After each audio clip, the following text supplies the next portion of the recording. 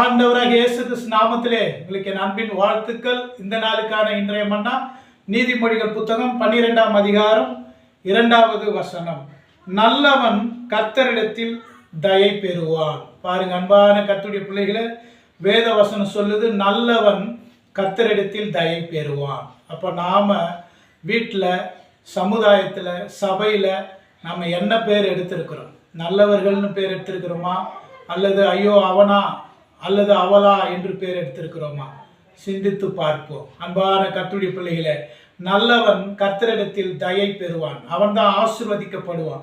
அவன்தான் தேவனுடைய இரக்கத்தை பெறுவான். ஆகவே கெட்ட சிந்தனைகள், பொல்லாத எண்ணங்கள், பொல்லாத செய்கைகளை விட்டு ஒழித்து நாம் நல்லவர்களாய், ஆமென், சாட்சி உள்ளவர்களாய் நாம் வாழ வேண்டும். சபையில், குடும்பத்தில், தேசத்தில், சமுதாயத்தில் நம்மை பற்றி என்ன சொல்லுகிறார்கள் சிந்திப்போம்.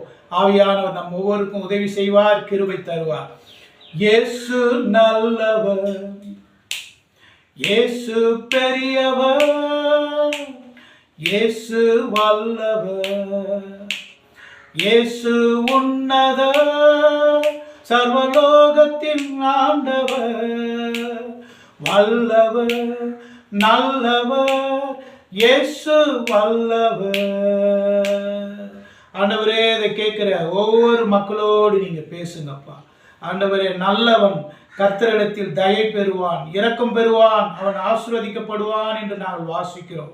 ஆண்டவரை கேட்கிற ஒவ்வொரு மக்களும் சிந்தித்து பார்க்கட்டும். ஆண்டவரே, சாட்சியுள்ள ஒரு வாழ்க்கை வாழ ஒவ்வொரு மக்களோடு பேசுங்க. கேட்கிற ஒவ்வொரு மக்களையும் தொடுங்க, உணர்த்துங்க, கிரியை செய்யுங்கப்பா. ஆண்டவரே, உம்மை ஸ்தோத்தரிக்கிறோம், ஸ்தோத்தரிக்கிறோம், ஸ்தோத்தரிக்கிறோம், ஸ்தோத்தரிக்கிறோம், ஸ்தோத்தரிக்கிறோம், தாழ்த்துகிறோம்பா. இயேசு கிறிஸ்து மூலம் பிதாவே, ஆமென்.